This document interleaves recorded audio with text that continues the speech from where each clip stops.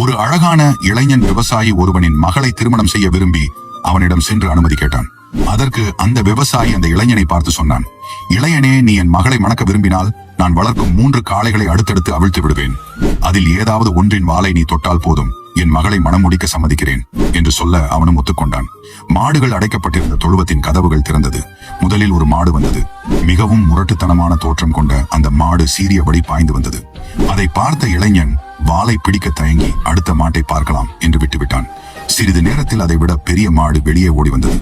பார்க்கவே பயங்கரமான தோற்றம். அவனை முட்டி மோதி கொள்வதற்காக கடும் வேகத்துடன் ஓடி வந்தது. இளைஞன் அச்சப்பட்டு இதுவும் வேண்டாம், 3வதை பார்க்கலாம் என்று முடிவு செய்து வேகமாக ஓடி பாதுகாப்பான இடத்தில் நின்று கொண்டான். ஓடி வந்த மாடு அதே வேகத்தில் வேலிக்கு வெளியே ஓடி சென்றது. 3வது முறையாக கதவு திறக்க அப்பொழுது வெளியே வந்த மாட்டை பார்த்து இளைஞன் முகத்தில் புன்சிரிப்பு வந்தது. அவன் வாழ்க்கையில் பார்த்ததில் இதுவே மிகவும் பலவீனமான மாடு. எலும்பும் தோலுமாய்